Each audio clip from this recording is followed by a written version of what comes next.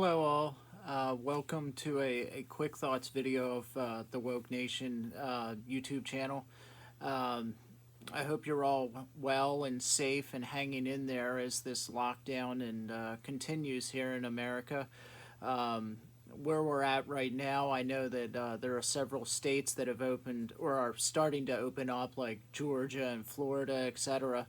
I think Wyoming too completely obliterated their Supreme Court. I think it was Wyoming, completely uh, because the restrictions were not extended by the governor in time. They completely threw them out altogether. But I live in Pennsylvania, so at the moment, the different counties are kind of at war with Governor Wolf. He's trying to flex his political muscles and show what kind of power and tough guy he is. Um, different counties like Beaver County and I think Lancaster County and to a lesser degree Cumberland County have kind of banded together, and I think Dauphin County as well.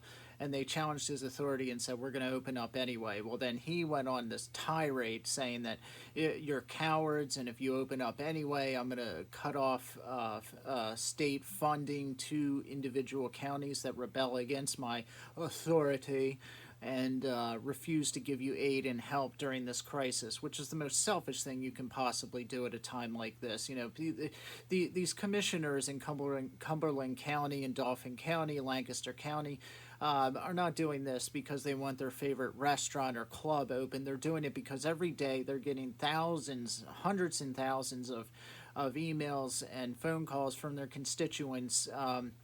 De- uh, Cries of help for help, that we're going bankrupt, we're unable to buy food. The county economy is completely tanking, businesses are going under every day. These are people's livelihoods. People keep, it amazes me that even now we're still hearing this argument that there's some sort of selfishness involved in wanting the economy open, as if we just want to go to our favorite restaurants. Again, I'm amazed that there are still people actually putting forth this argument that obviously know very little or next to nothing about what an economy is. That if our economy tanks, our entire quality of life tanks with it. There is no evidence that this virus would have tanked the economy on its own if we had kept most of the economy opened and decided to fight the virus that way, the way Sweden is. There's no evidence that it would have tanked anyway. I've yet to see a coherent, rational, economic argument providing data and solid examples from experts that has shown that. And we have no example on a global scale for evidence to prove that point either. I mean, we can only point to Sweden as one of the very few examples of a country that has stayed open while fighting the virus. They're rushing towards herd immunity. They have not collapsed anyway. Their healthcare system is not overwhelmed because they've stayed open. And there are people right now that would say that, we're at this point where we can open states up because we took such drastic measures in the beginning, these draconian lockdowns. Well, I disagree with that. There is no real direct evidence that the shutdown, this lockdown, had any effect really on stopping the virus. Just because B follows A does not mean that A caused B. Okay, that's a simplification. It's a reductionist way of looking at things. You're throwing out all nuance and actual data that might support your theory, and just saying that, well, because on a linear time format, one followed the other, does not mean that one caused the other. We have to not be lazy in our thinking and just assume things. That's a presumption. I'd like to see direct evidence that the lockdown, that flattening the curve actually did what it was supposed to do. Because if it didn't, then we've committed economic and the well-being, we've committed suicide as a nation for nothing. And I think there's a lot of politicians and a lot of experts like Fauci and Birx and others who are starting to see this, that all their dire predictions were not true. And they rushed us through panic and fear into a lockdown that is having catastrophic effects on society and the economy, and they're seeing this now.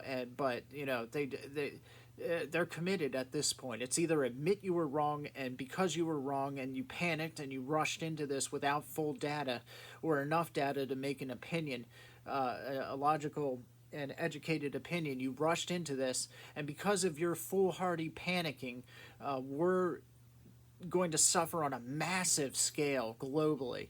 That they don't want to admit that. They can't. They're committed at this point, so they're going to continue to try to push this narrative. A perfect example of that, and they're going to use fear to do it. Perfect example, I read the Sentinel, which is a local paper here in Cumberland County, the Harrisburg, Pennsylvania area, Harrisburg being the capital. This is the story in the Nation and World section of the Sentinel for May the 14th. And I'll be looking down what, but the headline is Whistleblower Warns of, quote, Darkest Winter. Here's one of his quotes. Without clear planning and implementation of the steps that I and other experts like Fauci and Birx have outlined, 2020 will be, quote, the darkest winter in modern history, Bright wrote. This is his prepared statement to some government body that he testified in front of. But, here's another quote. Our window of opportunity is closing, Bright says in his prepared testimony posted on the House Committee website.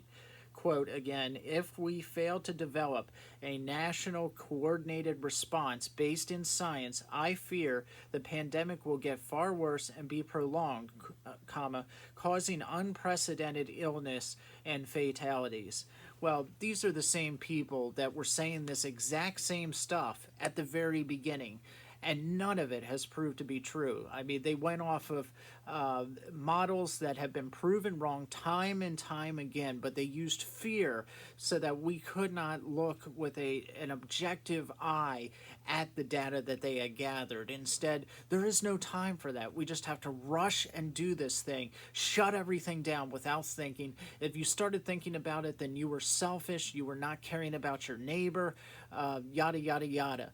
And now that none of that has been proven true, and these states are starting to lift their lockdown measures, many of them, I would note that almost all of them are Republican, and it's the Democrats like Governor Whitmer in Michigan, Tom Wolf here in Pennsylvania, Cuomo up in New York. It is them and whoever that idiot is and over in New Jersey who openly admitted on the Tucker Carlson show that during the lockdown, when they were first pushing for that, he said that, we didn't even consider the Bill of Rights. We didn't even think about the Bill of Rights. So in other words, he didn't even care about your rights when they were going to do this. He tossed them out the window. The Constitution, they didn't care about it. They don't care about your rights or your liberty or any of that kind of stuff. All they care about is what they want to do. And you, like a child, should listen to them because they're the parent.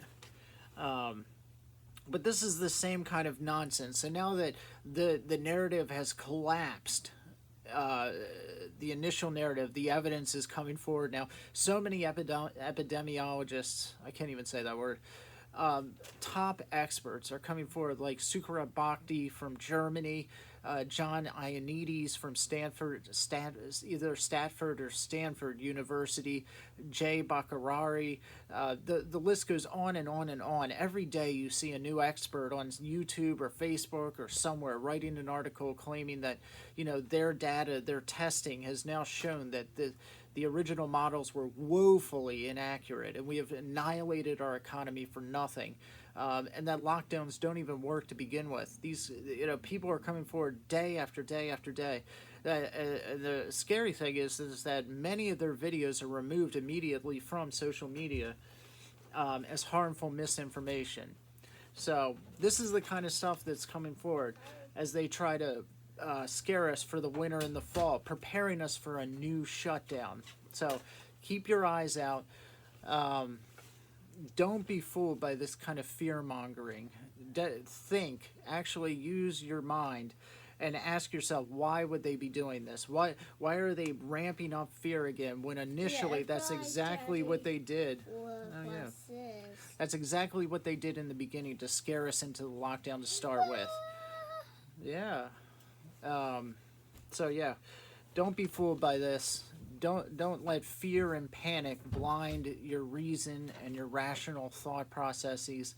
Um, and lastly, why is it that as things move forward, it's the middle class that is suffering the most? You know, there's the perfect example of, I think her name was Shelley Luther, who out of sheer desperation kept her salon open during this shutdown and was sent to jail by this insane judge. um, how is it that we're allowing these kinds of things to happen? That many of these governors are letting prisoners go free. They're emptying the jails for fear of spreading the virus, and yet when you want to work, they put you in that same jail. I mean, that's just absolutely insane. If that doesn't strike disgust into your heart and show you really what's going on here, that they're allowing criminals to go free, but then you're jailing people that want to work, which is our right as Americans, then there's something wrong with you. You are the problem then. But anyway, that's my thought for the day. Good night, and God be with you.